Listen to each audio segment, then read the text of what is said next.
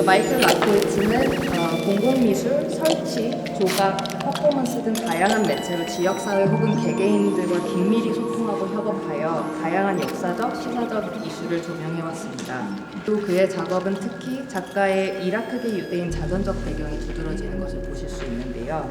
국내 최초 개인전, 보이지 않는 적은 존재하지 않아야 한다, 카로의 북서공전, F실 남동쪽 입구, S실 남서쪽 입구는 그 2003년 이라크 전쟁을 전환점으로 20여 년 동안 마이클 라코위츠가 전념하고 있는 핵심 작품을 선보이고 있습니다. 안녕하세요. It's really nice to be with all of you. The material of the work is the packaging of the foods that I grew up around from when I was very young. These were in my grandmother's pantry.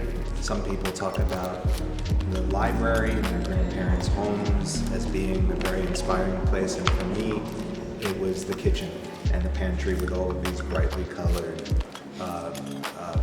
foodstuffs that are used by Iraqis in the diaspora to make the food that they don't have access to anymore because they're so far away from home. So one of the things that we'll talk about in one of the projects upstairs is my discovery in 2003 that there was nothing that was labeled product of Iraq in the United States. And this was as a result of the UN sanctions that were visited on Iraq, and it still exists today. Very few things, if any, actually say product of Iraq. So many of these wrappers of the foodstuffs that are there are these things where you start to wonder if these objects are too frightened to tell you where they're from. And if you think about archaeology and the way that we assign value to it, it's the provenance that makes it valuable. And with these not being able to tell us where they're from, it talks about the devaluation of the human lives in those places where many of these archaeological artifacts came from. The apkalu, whether they had a fish head or a bird's head or a human head, these were all supposed to be protective deities for the Assyrian people.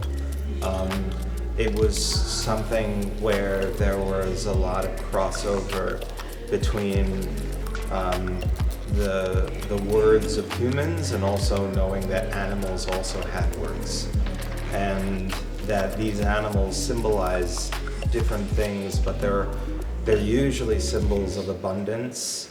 In the case of the birds, it's about something coming from the heavens and blessing, and when it comes to the fish, it's about this other world that comes and blesses the kingdom. And this was their way of also showing thanks for the different species that they would eat as well. So it has some connections in a way to understanding that humans exist on a planet and they coexist with other species of beings.